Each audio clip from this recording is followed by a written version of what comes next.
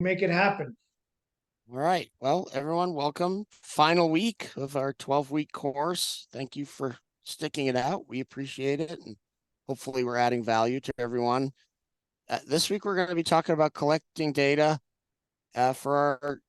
If you notice, I wrote useful KPIs, and we'll get into that in a little bit too. But last week we talked about job costing and knowing your numbers and how it's important to collect data to kind of know where we are, but then we have to take that then to the next step and create KPIs, which stands for key performance indicators, to hold everybody accountable to that, right? So we were talking quite a bit last week about job costing, especially. So that would be project managers and technicians, and having them collect drive time, how long they're on the job site, what materials we're using, all the stuff, so that we can come up with an accurate cost of goods sold, which is also an accurate sense of how we manage their performance out in the field. So, there's in theory, there should be key performance indicators for probably every position in your company, right? And that's how we are going to hold people accountable to doing a good job. And I think it's Ellen Rohr always says that if we don't have a roadmap for a person in a business to know if they're winning at work or not, or it's just not fair, right? It's not fair for us to have somebody come in every day and they don't really know what winning at work is. Like they're trying to read the owner's mind, or they're trying to read the manager's mind. And I don't know about you guys. I've been in a bunch of jobs like that in my life where I'd come in and I'm trying to guess what they want me to do. And then the only time I find out that it's not good is when they're yelling at me and telling me I'm messing up, right? And it's like, okay, well, I didn't really have a roadmap. And that's what KPIs give us. They give us a roadmap so that everybody can know what they're doing, right? So I took this picture at I think it was the last Howard conference. Tommy Mello, yeah, it was. Tommy Mello was the keynote. Tommy put up this screenshot, which I thought was amazing. And he said, because people always go like, I don't know what I should track. And Tommy's kind of a keep it simple, stupid guy, right?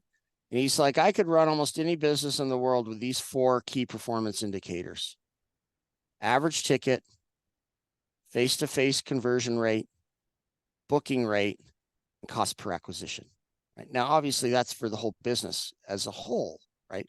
Which I do think those are, I mean, I would look at it. I would look at it in a different, like when I try to do everything in a linear fashion. So I would look at this one and I would align those differently, right? So for me, my first thing would be booking rate. So booking rate would be my first one, because what is that telling me? It's telling me, are my marketing people getting the phone to ring, right? Can I get that phone to ring? And is are we at the top of funnel full? That's how I look at booking rate. Then the next one would be face-to-face conversion rate. That's telling me if whoever's answering the phone is converting those phone calls into somebody who can actually go turn that into a job, right? So if you're a carpet cleaner, I get the phone to ring, and then my CSR or receptionist, whatever you guys call it, gets somebody to the front door, or somebody to I, that's a whole like hour-long thing, whether you should bid over the phone or online or face-to-face. I have my own thing, but Tommy's is face-to-face conversion, meaning if I could get a person to that house, I'm no longer a commodity. I'm no longer a price. I can go wow them with service and get that sold, right? And then average ticket, how much did I sell it for? How good am I at how good is my estimator at actually being a salesperson versus just an order taker? And then cost per acquisition. So now I know how many jobs I have and at what revenue. How much did it cost me to get that work? Right. That's when I see those 4, that's in my mind how I start stacking those together. Is anybody using these 4 or something similar in their business for the overall business? Scott, did you put your hand up? Kind of. Do you have a mouthful of pizza? No, we use something very similar to that. So, and I don't want to dive in too deep till you get into it. So, but yeah, Okay. ours, I can see where Tommy's talking about this. I can see the funnel, and each one of these is gonna have a subcategory where he can break everything down all the way down to the lowest level as far as the technician cleaning going Yep. through this. So, yeah, Okay. I could see Tommy's point on that. Okay. Yeah. And we are going to dig into not only Tommy and some of his KPIs, but Howard and some other people as well. So, well, let's move on then. And then I'd like to kind of go through. I picked 4 people or 3 people that have been very influential in my life when it came to KPIs, and I put their stuff up here. And then I thought we could kind of have a conversation through this, and then we'll kind of get into more micro, like what does it look like to hold different people accountable, right? So I just went through Tommy's average ticket, face-to-face conversion rate, booking rate, cost per acquisition. Chuck Violan. So if anybody's in the restoration space, Chuck is kind of been the godfather of numbers when it came to restoration. Um, Chuck's much more of a P&L person, and his are cost of goods sold percentage. We'll get into his formula in a second. Direct labor percentage, and then we talked about this last week. Kind of if you're working from home, probably your metrics in most service businesses other than HVAC are going to look like 40% cost of goods sold, 30% general overhead, 30% net profit. If you have a building and a bunch of vans and it's a bigger business, it's probably more like I must have typo. It would be 40, 40, 20. 40% cost of goods sold, 40% general overhead, 20% net profit. Now, I would say that 20% net profit would not, in your general overhead, it would include a salary for the owner. The owner's salary should not come out of that 20%. 20% in a healthy business should truly be profit.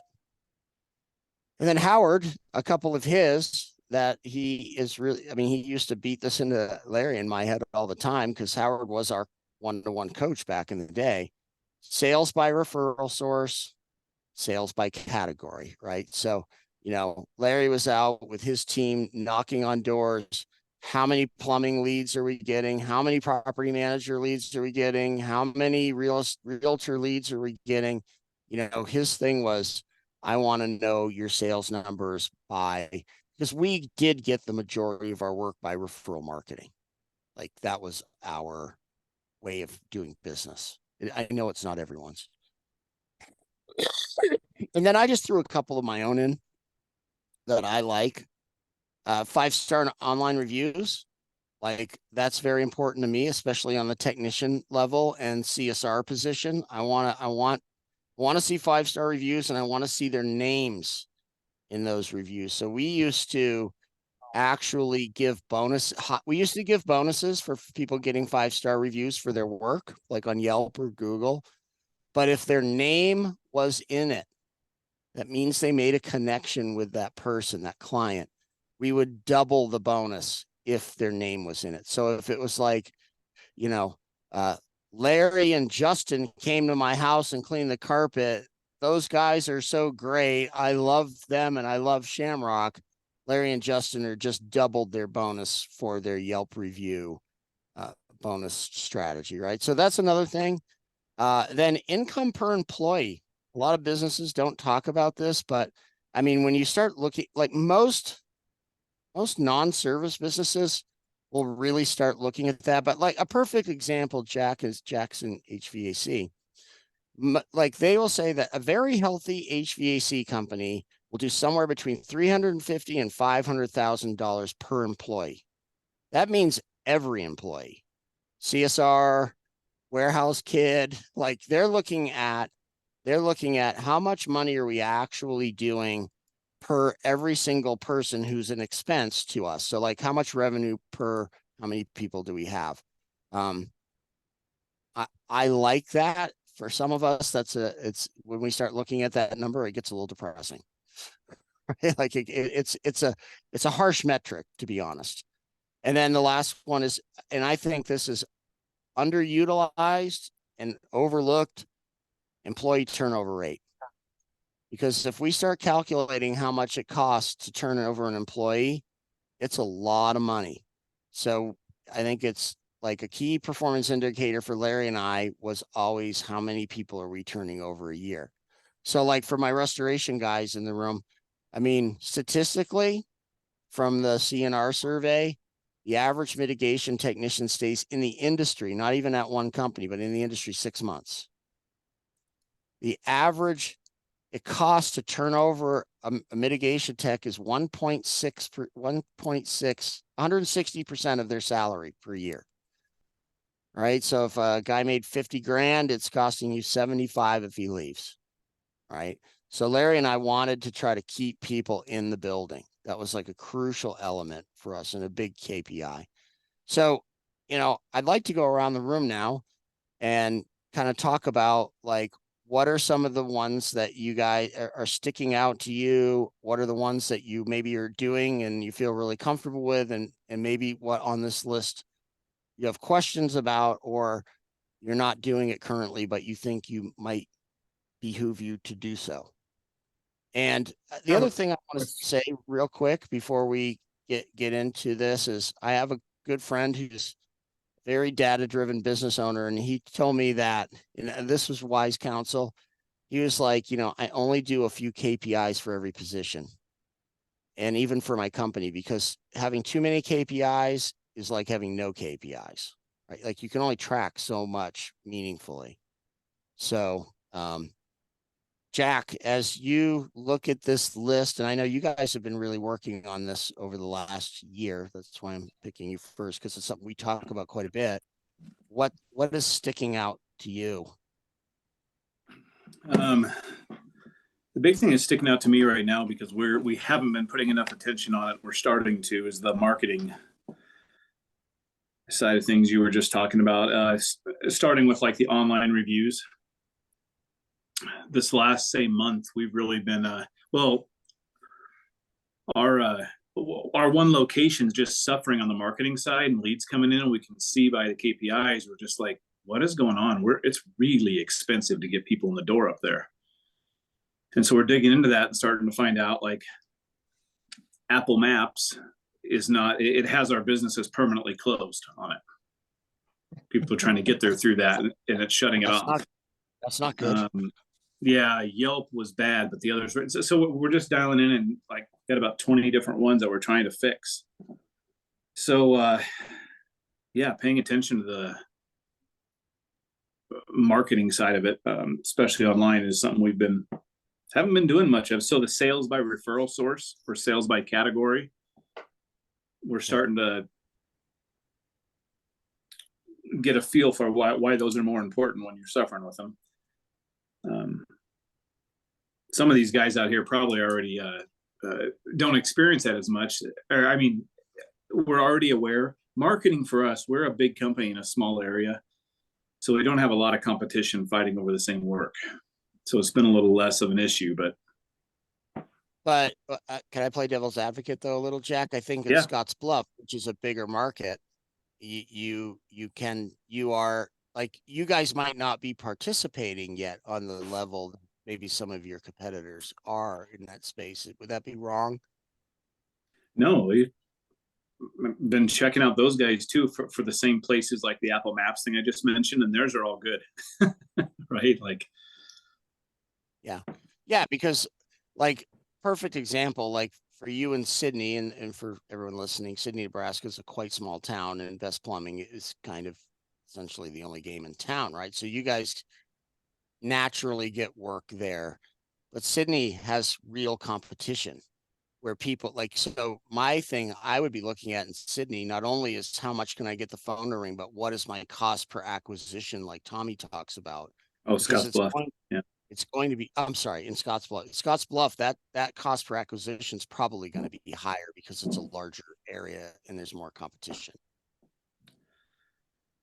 Yeah, so for us, the marketing side of it, we're paying more attention to, for sure. Okay, perfect. Thank you. Justin, what about you guys? What when you look at this, what are some of the things that you and Levi are really digging into and think are crucial, and maybe what are you seeing that you aren't doing that, maybe you should. Yeah, I think, every Monday we go over kind of the numbers of where we're at tracking month compared to last year. So we look at our COGS, we look at the average ticket during that time. We look at our profit margins tied to that too.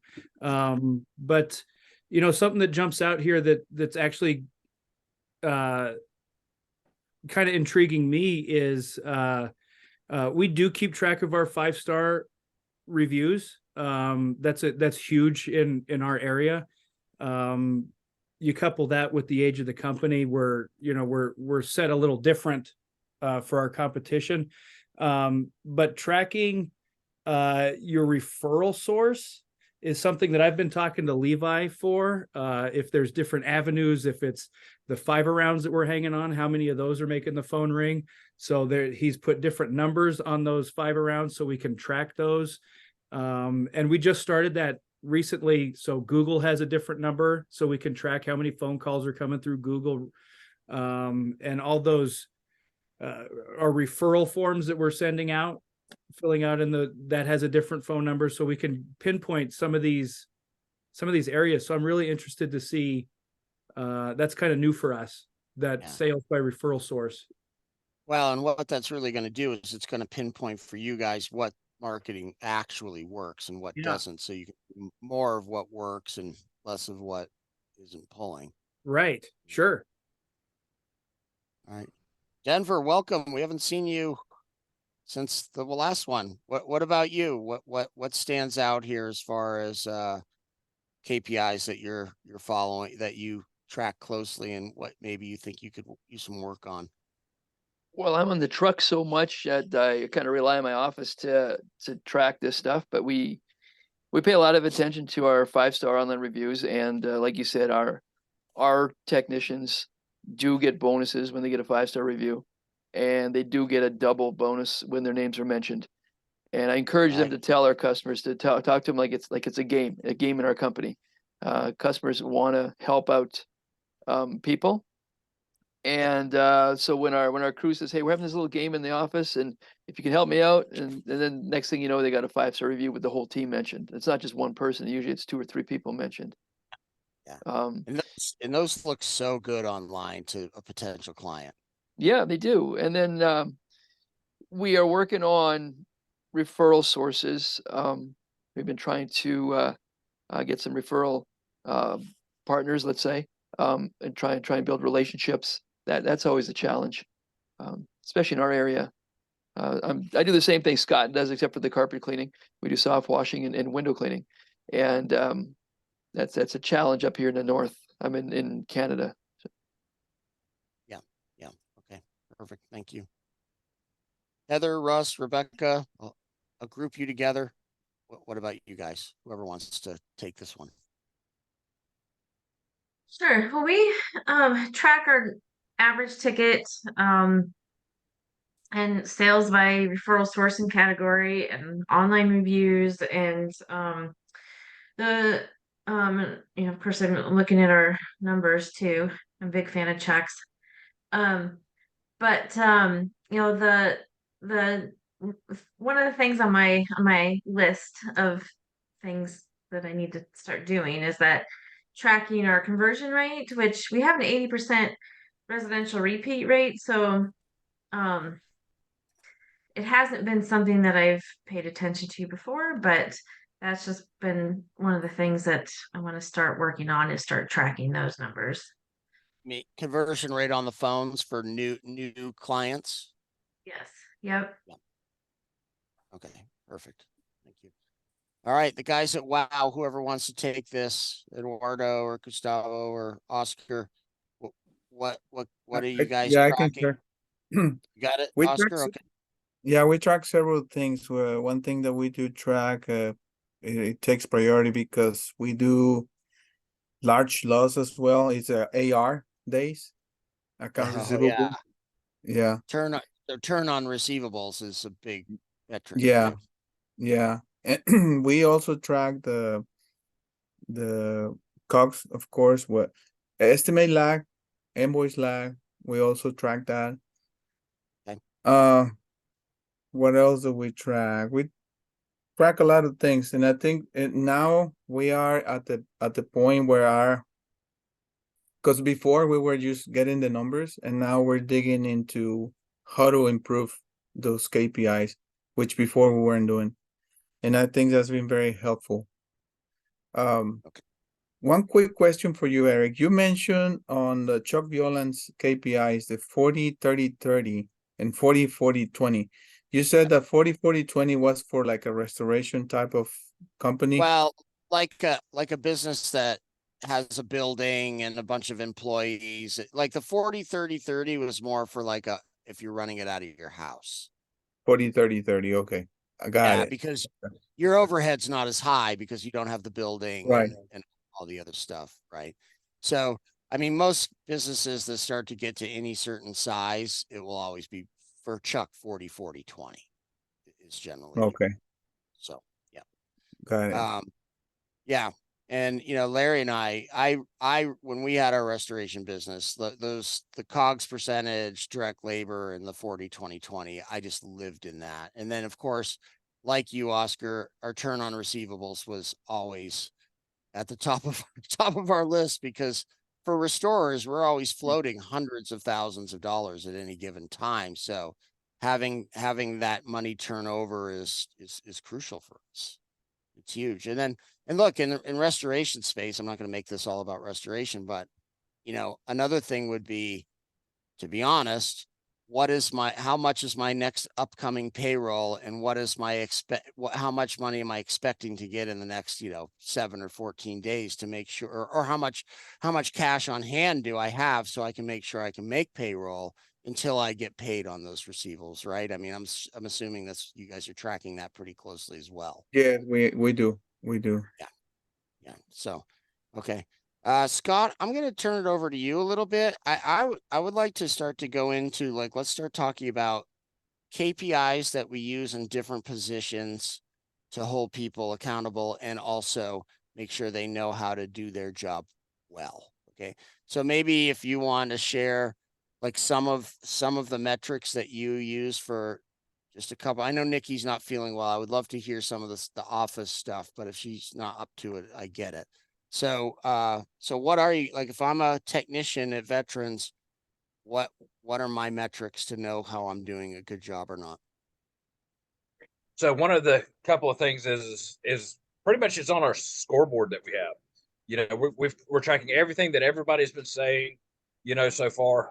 One of the other things that we track that I've not heard anybody else, but goes underneath the marketing, is our tech sales and our upsells and our cross sells. We keep up with all that, and we've got our own little mini game going on with that.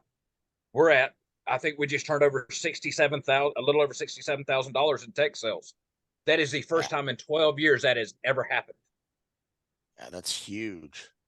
And that's them putting money on the table for us. That is them asking for an extra service while they're there. So that's one of the biggest things. The 5-star reviews we're doing. As far as a technician, or I'm gonna go as a service manager first. I'm gonna step into that role. Yeah. So my labor to income ratio, how much I got coming in for the day, how many techs can I provide for that job to pay out their wages? Now that's on my interior side. My exterior side is kind of like that, but they're paid for performance. So they're getting a percentage of that ticket anyhow, regardless how long it takes them. So, but as far as my hourly wages for the interior techs, that's how they look at it. And we sit down every morning and go through that with our production meeting right after Super Tech University. Nice plug. Thank you. Yes, Appreciate thank you. Yeah, well, that in a similar manner, and Larry will speak to this, when we would have a managers meeting while everybody was getting their vans ready, and one of my big things, and it kind of falls under the Viola stuff, was I tracked very closely our percentage of direct labor on every job, because for restoration jobs, they go multiple days. Yep. So I wanted my project managers to know where we were at every day, because we might get to the third or fourth day, and I'm like, you have 2 hours to finish this job. Like, I don't know Yep. how we're gonna do that, but and Chuck's number for us was always 20% unburdened labor. Now, granted, it's Right. probably more like 25 or 25% maybe with burden, but we were always trying to stick to that 20% unburdened labor number, which is not easy to do. You No. have to be efficient. And where that shows up, guys, is when you have 2 guys or 3 guys on a job, and you're missing a box of screws, and they all drive to Home Depot together. And then they have a hot dog, and then they vape in the parking lot for another 20 minutes, and then they drive back. We've just lost 3 man hours on a job. So if you're tracking stuff like Scott just said, you can manage that. And when the numbers go up, it's very apparent to everybody whether they're doing a good job or not. Right. Jack, what about you guys for your text? Thank you, Scott. I'll come back to you for some more of the admin. Maybe Nikki can whisper in your ear or something. I mean, Jack, you're tracking options per opportunity. I know that. Yeah, and actually we're trying to wrangle data cube right now to get those in. Options per opportunity, recalls is a big one that I'm trying to dial in. Nice, good one. On better, and we're wrestling with it some to get the actuals down. A lot of what Scott just mentioned, I appreciate several of those that gave me a little confidence knowing somebody else out there is doing it too. The other thing on text right now is I always have to think about this one for a second every time I type it in. It's the not direct. Oh, damn it. Oh, shoot. I mean, rats. Hey, we're rated K here, Jack. I know. That's my second time in this whole thing too. Okay. Revenue by billable hour. There we go. Okay. And so what that means to everybody, because not everybody may know how that works. So that's become kind of my main one this last year it tells me a lot about what's going on. And all we're doing is per week, and we graph it on a board on each week it's one of our main ones. And we take the revenue per week and divide that by the number of billable hours that we charged out that week. You can break it down per tech, of course, but so it's I think Service Titan shows it as billable hour efficiency, and they put it as a percentage. We're doing it by the actual dollar divided by the hours. Okay. So that's just been a big one for us. That's really helps us dial in on techs who are just where they're at with their selling, where they're at with we can tell. We're starting to tell now how many options they're presenting, because you can divide that same number into the jobs. Yeah. So any job right now that's under 650, they're not offering more than 3 options. And so it's enabling us to be able to go back in, reinforce those with ride-alongs and such. Can you explain real quick Data Cube to everybody? I mean, just a brief synopsis so they can understand what we're trying to do there. It's a separate plugin for us to Service Titan. I'm sure it would plug into other CRMs as well. And it just displays the particular information in a different way. So there's really nothing in Service Titan display wise, even on the dashboard, where we can like put 12 technicians on one screen, and it shows their picture, and then we pick the KPIs that are involved. I think you can do 6 per tech on the first screen. They rotate, you can do all kinds of stuff. But so it's just a separate plugin that allows you to really put the data you want to see for your company per tech. And then those are displayed in our crew room. And every day our guys are looking at them. Now, we have not gamified it yet, but it makes it super easy to do so. Yeah, no, thank you. And look, I think I might have mentioned this a little bit last week, but I'm big on public information. Right, it holds people accountable. You don't need to weaponize it, but the thing is that for us to all see the information and all see what the goal is, I think it creates a esprit de corps or whatever. We all want to go in the same direction, and it takes people like, in the right area. So Eric, I see you sitting back there at, like, I guess your whipboard or whatever. What metrics are we holding our guys accountable? I don't know if Kelly's there or not. I can only see you and Bo. Eric at R1. Maybe they can't hear me. Can you guys hear me? Scott, you hear me? Okay. All right, I'll move on. Heather, what are you guys holding your technicians? Like, what metrics do they get held accountable to? And then also answering the phone. Are you tracking? You're not tracking the data yet there, or you are?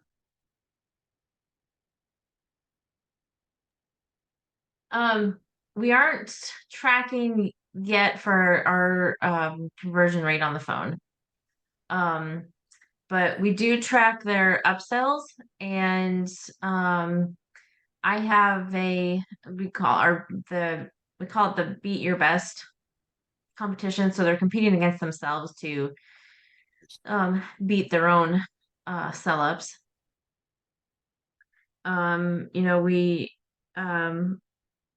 We're tracking our 5-star reviews and our comment cards. We also still give out comment cards to our customers, and so those get read every week. And it's, so each technician will, the ones that they get back are, they get the credit for those. And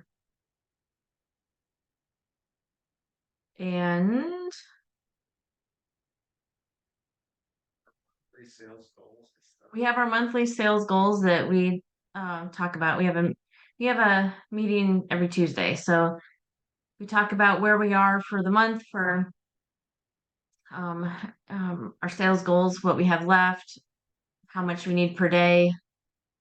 So we do talk about a lot of things in the meeting about.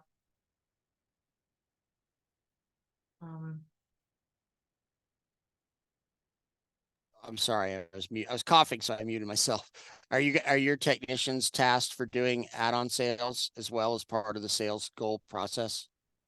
Yes. Yep. So they're yes, we call those their sell-ups. So yes, they are supposed to be selling up services while they're on the job. And then we track all those, and like I said, we give them the opportunity to kind of compete against themselves that way. Okay. All right. Perfect. All right. Denver, what do you guys do? What are you holding your technicians or your office team, for that matter? What metrics do you hold them to so that they know that they're doing a good job and winning at work, I guess, for lack of a better term? Right now, our main focus is per man hour work or labor. If we're profitable, we try to build up our day to earn so much money per hour, and we kind of guess it as to it should be 6 hours or 8-hour job. And if it takes longer than that, we got to figure out why. If it's less than that, we really celebrate. We're not really set up to do any tracking in the office just yet, but we do some on paper. I don't have those numbers available just at hand right now. So. Sure. Okay. Yeah, and like Heather was talking about the team, and Denver just kind of mentioned team too.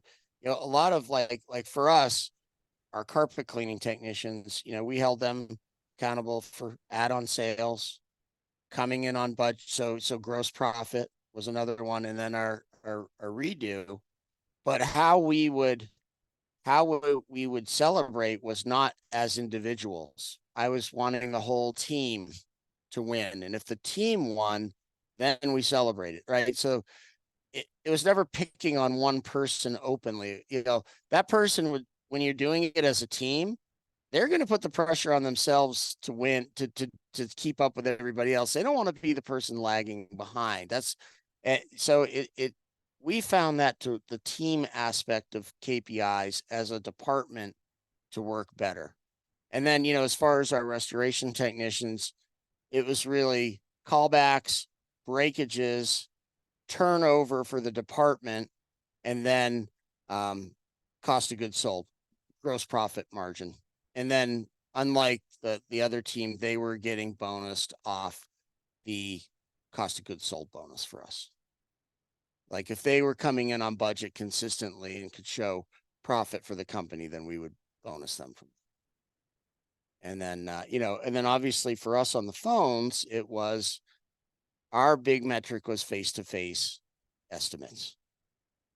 Call comes in, so how many calls came in? So that's Larry's team, right? How many people will call our company because Larry and his people out there beating the streets and doing the newsletters and the chambers and all that. But then the office team, how many of those can we get to the front door? Like I was a believer in, I want an estimator at the house because I don't want to sell on price. I want to sell on value. And then how much the average ticket's going to be from that. That's pretty much how we did it the whole time. Scott's giving me the thumbs up. Scott, is similar at veterans? The same at veterans, basically? Yeah, almost the same way. And I threw the thumbs up because you said you don't want to sell on price, you want to sell on value. That is so important. Yeah. That's why we don't sell over the phone. I think Tommy Mello's point with that one of those KPIs being face-to-face inspections or whatever he called it was, I mean, he didn't talk about it in the talk, but I'm pretty sure at A1 Garage, I mean, I know their business model is basically, I don't know, 120 point inspection for $59, right? Like, so let's get that person to the house to do that inspection, because if I'm standing face to face with the client, I have a very good chance of getting a job at the dollar amount that I need because I'm selling value and I'm not a commodity anymore person, hopefully. Right. So that's, I think that's the face-to-face conversion rate is huge. All right. Have I missed anybody? Is anybody not gone with KPIs? Okay. All right. Well, I want to, we're pretty much, is there any questions about developing key performance indicators before we move on? Because I want to give everybody the open floor to ask questions just from the last 12 weeks if they have them undone. I don't know if you can hear me, Eric. Oh, Eli, hey, how are you? Hey, sorry I came on a little late. I was wrapping up the job. Okay. But Jack said earlier where we kind of don't really have a gaming or competition area yet quite open. I could tell you on the Scotts Bluff branch, we're kind of opened that up a little bit this week. I had a conversation with Jack. Okay. And it's not necessarily pitting one side versus the other, but we've kind of said, we're going to use these KPIs, and we went through and we outlined them on the big board that we use. Okay, can you hear me? Yeah. Okay, and basically we've outlined all these KPIs, and we're gonna be going week to week to see exactly where we line up with the head office and see how well we can compete with it. So it's kind of our own little thing, a little driving edge, if you will. Everyone's got smiles on their faces. They're up for the challenge, and it's really turning into a really cool, positive thing. So they can be used in a positive way. Absolutely. All right.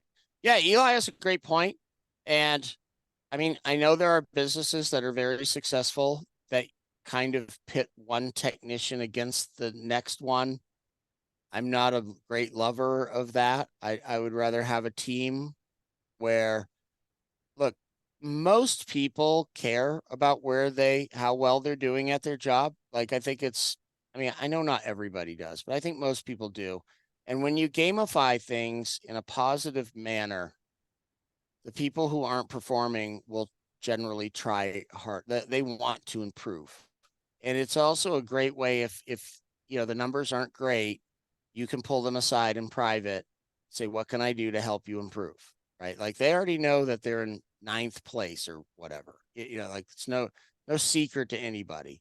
So you don't have to make it so cutthroat. I mean, Larry and I work with a lot of like bigger plumbing and HVAC companies, and man, it's war inside the building. You know, they are using Service Titan in a weaponized way to only give the best opportunities to the people who close the most, and everybody else is fighting for scraps, right? I mean, Jack, you know how that works. So look, for the long-term health of your company, I don't necessarily think that's the best approach. Like, I think there's a kinder, gentler way to get what you want when it comes to people's performance. And I think, yes, it needs to be tracked. Yes, I think it does need to be public, but then I think also probably utilizing it more of in a team way for the betterment of the company is probably the better way to go with this. Scott, you have a question, a comment? Go ahead. So going back to my tech sales, I've been hearing everybody talk about the mini games and things like that. It sounds like a lot of people's gone through the Great Game of Business, which is awesome, awesome read, awesome listen. But I developed the tech sales and publicized that for my guys just for the inside competition amongst themselves. Okay. We have another mini game that we set up for our 5-star reviews and our callbacks. That's the team. So yeah, by posting the tech sales numbers, it made a mini game for itself. And it was a tracking board for me, for one, and it brought out everybody's competitor side on the second side and actually created its own game. So they can actually see that and they compete against themselves. And then they've got the 5-star reviews that they're coming in on, which is also really good. I think that's awesome, Scott. The only thing I would say to anybody listening is you better make sure you guys have a great culture. You better have a great culture if you're going to start doing that, because that can go real sideways real fast if you don't. You know, I mean, if it's already kind of an iffy culture at best, when you add competition in amongst each other, then it's going to get real cutthroat real quick, right? So I think if the culture is good, then yes, you could do that as long as it's done in a positive way. All right. Any questions or comments about any KPIs and how to use them before we move on? Larry? What? You just have to make them easy. The problem was sometimes we'd come up with KPIs. It'd be so tricky to put them together and make them so complicated. It was so much extra work. It was just too much. So many people here are going to be seeing these KPIs. Oh, I got to do that. I got to do that. I need to do this. Sometimes it's just too much work, and it's not exactly what you want to get back. So keep in mind how long it takes you to put those together, and you need to have systems to have it come together. So you're not sitting there crunching numbers, every night for 2 hours after work, or for 3 or 4 hours on the weekend, neglecting your family, because you have to come up with this KPI that you think you should come up with, and you put a caveat in the beginning if they're important or not. So you have to keep that in mind.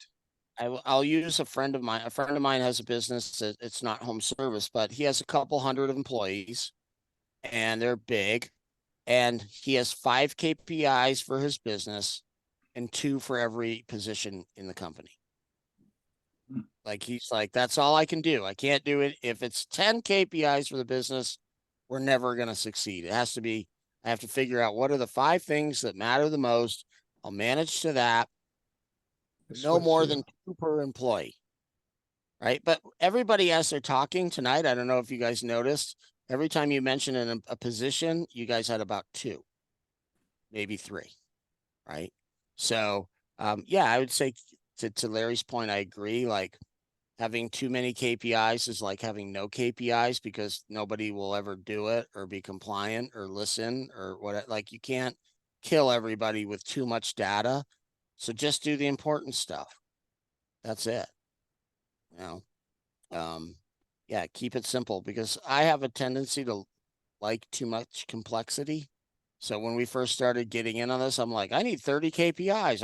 I want everything. I want to know how much toilet paper we're using every month, and Larry, keep track of that. Larry, what's going on with that? Tell me what's going on. Put a report together for that, Larry. Oh yeah, sure. I'm all over I it. wasn't actually going to go do any of it. I just telling people to go get me that info. And finally we had to come up to, I mean, to very few. A handful of KPIs was all we could do. We didn't have the time or bandwidth to do more. Larry's 100% right on Yeah, that. you just reflect on it every week. Okay, this is our KPI. Is it significant? And is it good to do it next week as well? Or a month to month is also what you might probably looking at. So let me go to the next slide. Okay. So real quick, could ask you a favor if you could you put your email in the chat if you haven't already to receive updates about this course. We will be doing this again. And I think I'm going to talk to Howard about doing some other similar courses in a way. We'll send out a survey to learn how to improve the course. So please fill that out if you wouldn't mind. Provide testimonials for the course if you got value from it. So we can use it in the inner circle to market the next stop course so that we have more people or different people. And sorry, this one's from before. We revamped this course from earlier in the year. So it's already revamped, although we'll probably change it again a little bit more. So we hope you gain value. And if you could do those things, that would be great. And I am going to quote the great Peter Drucker, the father of business organization. It says, if you can't measure it, you can't improve it. You need to measure stuff, right? Anybody have any questions about anything that we've covered in the last 12 weeks before we sign off one final time? Anything at all? I'm sure I could think of a question too from a while back, but I just wanted to comment on Larry's, which I owe Larry an apology from the beginning of the show. So you can go ahead with your fun stuff, Larry, at the beginning. Because of that great call out, I just spent this last few weeks into Eli's comment. I've got spreadsheets out and some KPIs tracking both, but it's taken hours and hours and some evenings to meld these together to compare the two branches and separate service and install and some of these things to really get a good feel of what to try to dial in our marketing more, like I mentioned earlier. So anyway, but that was a little refreshing to hear, honestly. Like, hey, there's a lot of these numbers we can get from different ways and things, and I don't have to that time could be better served in a lot of other areas. So that was a good call out. Appreciate it. It was. Yeah, you don't want to KPI yourself to death. There's no point in it. Nothing good will come of it. So anyway, all right, Larry, I am going to